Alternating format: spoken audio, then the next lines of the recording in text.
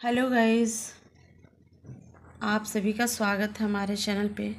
और please please please इस video को स्किप मत कीजिएगा। बिल्कुल भी इस वीडियो को बंद मत करिएगा। इस वीडियो को पूरा ज़रूर देखिएगा और मेरी बातें बहुत ध्यान से सुनिएगा कि मैं क्या कहने वाली हूँ इस वीडियो में। और मेरे दिल में और मेरे इस आत्मा में ऐसी क्या चीज़ है, ऐसी क्या बातें हैं जो आपको सुनने के बाद आप लोगों को लगेगा कि नहीं, हमें बहुत पहले ही अपनी ज़िंदगी को लेके सतर्क रहना चाहिए। अपने जो भी नाते रिश्तेदार, जो भी सगे लोग हैं, उनसे भी हमें कितना सतर्क रहना चाहिए और अपने बारे में खुद अपने आप ही सोचना चाहिए कि हम किस तरह की ज़िंदगी हम जी रहे हैं और कैसे हमें जीना चाहिए। और जो भी हमारे अपने रिश्तेदार हैं, अपने जो भी हमारे लोग होते हैं, घर परिवार के लोग होते हैं, बहन भाई होते हैं, हस्बैंड वाइफ की जो रिलेशन होती है, उसमें कैसे अपने आप को रखना चाहिए और किस तरीके से उस संबंध को देखना चाहिए और कौन सा ऐसा रिलेशन है जो हमें हमारी ज़िंदगी के लास्ट पड़ाव तक काम आने वाली है। तो उस चीज़ को हमें ज़रूर समझना चाहिए। और मैं इस वीडियो में इन्हीं सब बातों पे बात करने वाली हूँ आप सभी लोगों से। तो प्लीज़ आप सभी लोगों से मेरा रिक्वेस्ट है कि मेरा ये वीडियो पूरा ज़रूर देखिएगा। तो बहुत सारे वीडियो मैंने अपने चैनल पे डाला हुआ है जिसमें मैंने बताया है अपनी ज़िंदगी के बारे में और मेरे साथ फ़िलहाल क्या चल रहा है, मेरी ज़िंदगी में किस चीज़ को लेके इतनी उथल पुथल मची हुई है, जिसकी वजह से मैं सुसाइड तक करने का कई बार कोशिश कर चुकी हूँ। और अभी भी मेरे माइंड में वही चल रहा है कि मैं मर जाऊँगी, मैं जीना बिल्कुल नहीं चाहती हूँ। मैं अपनी बच्ची के साथ मरूँगी। ऐसा नहीं है कि बच्ची को छोड़ के, क्योंकि ना मुझे कोई देखने वाला है और ना ही मेरी बच्ची को कोई देख रेख करने वाला है। तो मैं अपनी बच्ची को छोड़ के ऐसा कोई कदम नहीं उठा सकती हूँ, क्योंकि अगर मेरी बेटी को मैं आज ज़िंदा हूँ तो अच्छे से इस दुनिया में नहीं रख पा रही हूँ, और कोई भी भाई बहन या मेरा हस्बैंड कोई भी मेरी मदद नहीं कर रहा है और ना ही हम लोगों के लिए कोई रहने की जगह दे पा रहा है। तो जिस टाइम मैं नहीं रहूँगी उस टाइम मेरी बेटी की क्या सिचुएशन रहेगी, क्या हालत रहेगी। तो इस वजह से मैं अपनी बेटी को नहीं छोड़ना चाहती हूँ इस बेरहम दुनिया में, क्योंकि जब अपने हालात ख़राब होते हैं तो मेरे समझ में जहाँ तक आया है, मैं बता रही हूँ कि अपने भी गैर बन जाते हैं। मेरे 3 भाई हैं, मेरी भौजाई लोग हैं, मेरी एक बहन भी है बड़ी, सबसे बड़ी, वो भी अपने घर में मुकम्मल अच्छे तरीके से है, लेकिन वो भी हमारी हेल्प नहीं कर पा रही है, हमारी मदद नहीं कर पा रही है। मेरी शादी 17 साल पहले हो चुकी थी, जो मेरी भाभी ने कराई थी। और मेरे हस्बैंड का पहले से ही किसी लड़की से चक्कर था और मुझे नहीं पता थी ये चीज़ें।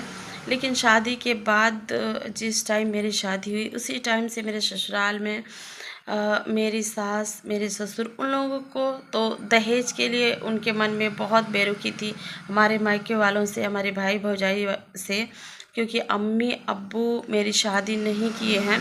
मेरी शादी मेरी भौजाई और भाई के अंडर में हुई है। तो उन लोगों को दहेज को लेके बहुत ज़्यादा कंप्लेन रहता था मेरे भौजाई से, मेरे भाई से, और इसी बात को लेके मेरी सास मेरे हस्बैंड को उकसाती रहती थी और जरा सी बात पे भी हमारी पिटाई लगवाती थी मेरे हस्बैंड से। और ऐसे ही चलता रहा। मैं बहुत एडजस्ट करने की कोशिश करती थी कि मैं अगर मायके में भी चली जाती हूँ तो मेरा वहाँ पे कोई मुझे स्वीकार नहीं करेगा, कोई मेरा साथ नहीं देगा, और जिस भौजाई ने मेरी शादी कराई है वो भी मेरा साथ नहीं देगी। इस बात को लेके मैं हस्बैंड के साथ कैसे भी करके कोशिश करती रही एडजस्ट करने की, लेकिन बात वही हुई जो मेरे मन में डर था। शायद स्थितियों के देखते हुए हाँ, हमारे मन में ऐसी चीज़ें आने लगती हैं कि ये चीज़ हमारे साथ होने वाला है, और उस चीज़ को हम आँख मूंद के सोचते हैं कि आँख बंद कर लेंगे और ख़ुद को एडजस्ट करने की कोशिश करते रहेंगे तो हमारे हालात टल जाएंगे और हम बेहतर हालात में आ जाएंगे। लेकिन ऐसा कुछ नहीं होता है। और अगर अपनों का साथ नहीं मिलता है तो वो चीज़ें हमारे साथ, वो घटनाएं घट के ही रहती हैं। और उस चीज़ को इग्नोर करने के बजाय अगर हम उस चीज़ को हिम्मत और हौसला के साथ उसी टाइम पे उजागर करके और उस चीज़ को हम अ, अ, लोगों से मिल के, लोगों से बातें करके और उस चीज़ का कोई हल निकालना चाहें तो निकल जाता है। और नहीं, अगर उस चीज़ को हम सोचते हैं कि आँख बंद कर लेंगे हम और ख़ुद को सबकी बातें सुन के, सबका बेइज्जती सबसे करवा के और हम एडजस्ट करने की कोशिश कर लेंगे तो हमारी चीज़ें बदल जाएंगी, हमारी हालात बदल जाएंगी, तो ऐसा होता नहीं है। और वही चीज़ मेरे साथ हुआ भी। फिर हमारे हस्बैंड जिस लड़की से उनका चक्कर था, और उस लड़की का बहुत लोगों से चक्कर था, उसकी शादी भी हुई थी, उसने भी उस अपने जो उसका हस्बैंड था उससे तलाक ली। बाकी और लोगों से भी उसका अफेयर था। उन लोगों से वो सोचती थी कि हम अपने हस्बैंड से तलाक लेके जाएंगे तो अपने जो जिनसे हमारा चक्कर चल रहा है उनसे हम शादी कर लेंगे। लेकिन वो जब अपने हस्बैंड से तलाक लेके आई तो वो लोग शादी करने से मना कर दिए। और जब मना कर दिए तो मेरे हस्बैंड के साथ मेरा जो इशू चल रहा था मेरे घर में, उस लड़की को, उसके घर वालों को पता चली तो फिर वो लोग मेरे हस्बैंड के बारे में वो लोग तहकीकात करने लगे। और जब एक हस्बैंड वाइफ के बीच में जब दूरियां बढ़ती है, जब झगड़े लगते हैं, तो तीसरा उसमें आके इन्वॉल्व जब होता है तो उसको फ़ायदा उठाने का मौका मिल जाता है। और सेम चीज़ मेरे साथ हुआ।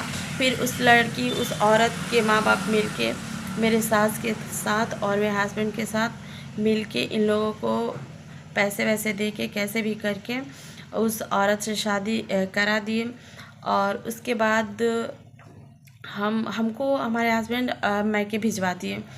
और मैं बहुत कोशिश करती रही बीच में अपनी बच्ची को अपने साथ लेके कि मैं अपने हस्बैंड से कांटेक्ट करूं। दूसरी शादी कर लिए, मैं वो भी इग्नोर कर दी कि चलो दूसरी शादी कर लिया उस बंदे ने, कोई बात नहीं, अभी मेरी बच्ची है तो मैं कैसे भी मेरा भी खाना खुराक दें, मेरा भी खर्चा उठाएं, जो काम लगेगा मैं भी करूँगी और वो भी करेगी, हम लोग साथ में रहेंगे। लेकिन नहीं, मेरे हस्बैंड मेरे ऊपर बहुत अत्याचार करते रहे। 8 साल दिन उन्होंने मेरा कोई खबर खोज नहीं लिया और बेटी का भी कोई खबर खैरियत नहीं लिया। जब केस चलता रहा, जब केस 8 साल तक चला तो उसके बाद से जब पुलिस उनको पकड़ने लगी, बार बार वो जेल जाने लगे, पैसे नहीं जमा करने की वजह से, मेरा खर्चा नहीं जमा करने की वजह से, तो वो बाहर ही बाहर मुझसे कांटेक्ट करने की कोशिश करने लगे मेरे हस्बैंड, ताकि वो मेरे से बात करके और किसी भी तरीके से जो मुकदमे वाली बात है उसको ख़त्म करा सकें। और यही चीज़ें मेरे साथ वो करते रहे। और फिर मैं बच्ची को लेके परेशान थी। इधर मायके में मुझे खर्चा वर्चा मेरे भाई लोग नहीं दे रहे थे और अब्बू थे नहीं, अम्मी भी इन लोगों से कुछ कह पाने वाली नहीं थी। तो ये लोग भी मुझे यहाँ पे बहुत मार पिटाई करते थे भाई लोग कि अपने घर पे जाओ। और उधर मैं जाने की कोशिश भी कर रही थी लेकिन मेरे हस्बैंड वहाँ पे लेके जाने के लिए तैयार नहीं थे। बस उनको ये लगता था कि किसी भी तरीके से मुकदमे की जो कार्रवाई है वो मुझसे ख़त्म करवा दें और फिर आगे कहीं ना कहीं वो कुछ ऐसा करेंगे कि ताकि मैं इस दुनिया से चली जाऊँ, मेरी बच्ची चली जाए और वो आराम से उस औरत के साथ अपनी ज़िंदगी गुजार सकें। तो मैं उनकी बातें पहले ज़्यादा नहीं समझ पाई।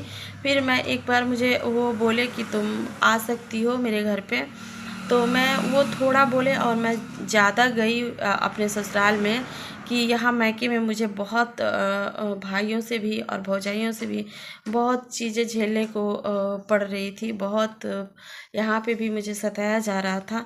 तो मैं वहाँ चली गई। वहाँ जाने के बाद भी हालात, मैं 4 महीने वहाँ पे रही, मुझे रूम नहीं मिला, मेरी जो चीज़ें थी वो मुझे नहीं मिला। जो भी जेवर थे, जो भी सामान था, जो भी कपड़ा लत्ता, बर्तन जो भी था, सब मेरे हस्बैंड मेरी सौतन को दे दिए हैं। उसके भी एक लड़का और एक लड़की हैं।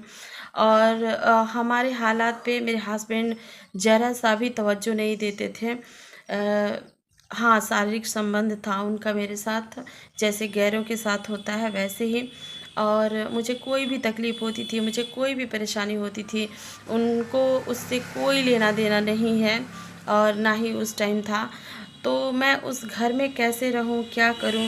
यही चीज़ें मैं ना आप सभी लोगों को समझाना चाह रही हूं कि अगर आप सभी लोग ऐसी चीज़ों को फेस कर रहे हैं, अगर कोई औरत, कोई लड़की ये चीज़ फेस कर रही है, उनका केस मुकदमा चल रहा है कोर्ट में, तो वो अपना कोर्ट मुकदमा अच्छे से देखे। जब तक वहाँ से कोई अम, अम, कार्रवाई ना हो जाए, फाइनल कार्रवाई ना हो जाए और उधर से ऑर्डर ना आ जाए कि आप जाके अपने हस्बैंड के घर पे रहो, जगह ना मिल जाए, तब तक आप अपने ससुराल में जाने की कोशिश ना करें। नहीं तो मेरे जैसे ही ना मायके की रहेंगी और ना ही ससुराल की रहेंगी। और अगर मायके वाले भी कोई मदद नहीं कर रहा है, तो ऐसी स्थिति में हम बदनाम होते हैं कि हम भाई लोगों के साथ रहना भी चाहते हैं और इनके ही साथ रहने के लिए पुलिस में भी जा रहे हैं। तो ये बदनामी हम लोगों के सर पे आने लगती है। और हम लोगों के पास अगर कोई काम नहीं रहता है, 1 रुपये की अर्निंग नहीं रहती है, हमें कोई 1 रुपया देने वाला नहीं रहता है, तो उस सिचुएशन में हम लोग टूट जाते हैं और हमें कोई रास्ता नज़र नहीं आता है। और वही चीज़ है जो आज मुझे मरने पे मजबूर कर रही है कि मैं अपनी बेटी को लेके सुसाइड कर लूँ, मर जाऊँ। तो गाइज आप लोग इस वीडियो पे कमेंट ज़रूर करिए, मुझे समझाइए, मुझे बताइए, मुझे ऐसा कोई रास्ता दिखाइए कि मैं कैसे अपनी बेटी को लेके इस सिचुएशन का सामना करूं। क्या मुझे ज़िंदा रहना चाहिए या कौन सा ऐसा रास्ता इख्तियार करूं मैं कि मैं अपनी बेटी को लेके कुछ कर पाऊं इस दुनिया में। तो गाइज़ आप लोग ज़रूर कमेंट करिए और इस वीडियो को देखिए और मुझे कमेंट करिए, मुझे हौसला दीजिए ताकि मैं कुछ कर पाऊँ। मिलते हैं नेक्स्ट वीडियो में। थैंक यू आप सभी का।